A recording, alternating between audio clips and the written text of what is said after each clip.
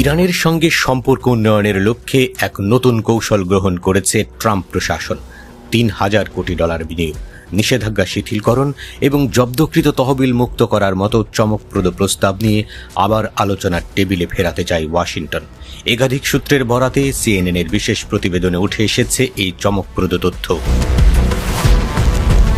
অবশ্য এসব আলোচনা হচ্ছে পুরোপুরি গোপনে, পর্দার আড়ালে। এমনকি ইসরায়েল ও ইরানের মধ্যে সাম্প্রতিক সামরিক উত্তেজনার মাঝেও মধ্যপ্রাচ্যের প্রভাবশালী খেলোয়াড়দের মধ্যস্থতায় চলছে এই আলোচনা। গত 2 সপ্তাহে 5 বারের বেশি বৈঠক হয়েছে এবং যুদ্ধবিরতি ঘোষণার পরও চলতি সপ্তাহে আলোচনার গতি থামেনি। হোয়াইট হাউসের একটি গোপন বৈঠকের খবরও মিলেছে, যেখানে উপস্থিত ছিলেন যুক্তরাষ্ট্রের বিশেষ দূত স্টিভ উইটকফ এবং উপসাগরীয় অংশীদাররা।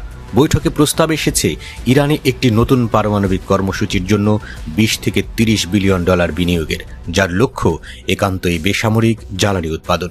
কিন্তু বড় শর্ত, ইরান কোনোভাবেই ইউরেনিয়াম সমৃদ্ধ করতে পারবে না।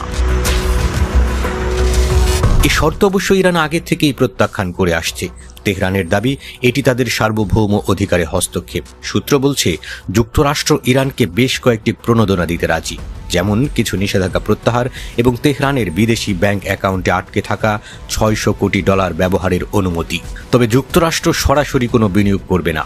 আরব মিত্ররাই এই বিশাল অর্থায়নে এগিয়ে আসবে বলে জানানো হয়েছে।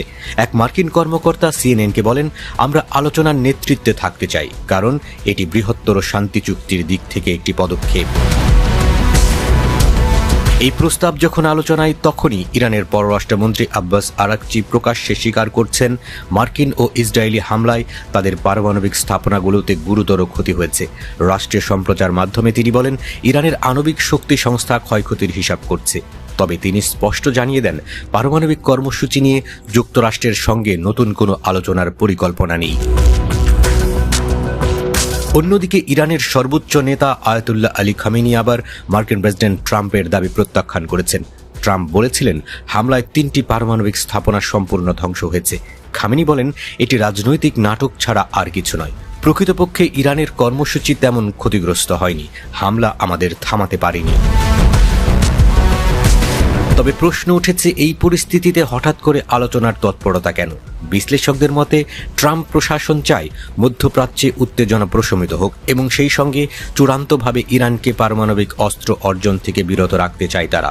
একজন মার্কিন কর্মকর্তা জোর দিয়ে বলেন, আমরা শান্তিপূর্ণ বেসামরিক পারমাণবিক কর্মসূচিকে সমর্থন করি, কিন্তু ইউরেনিয়াম সমৃদ্ধকরণের প্রশ্নে আমাদের অবস্থান অটল।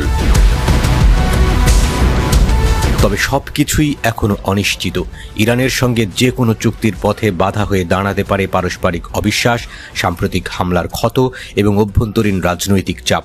এখন দেখার বিষয়, আলোচনা আদৌ সফল হয় কিনা, নাকি মধ্যপ্রাচ্য আরও এক অনিশ্চিত সংঘাতের পথে এগোবে।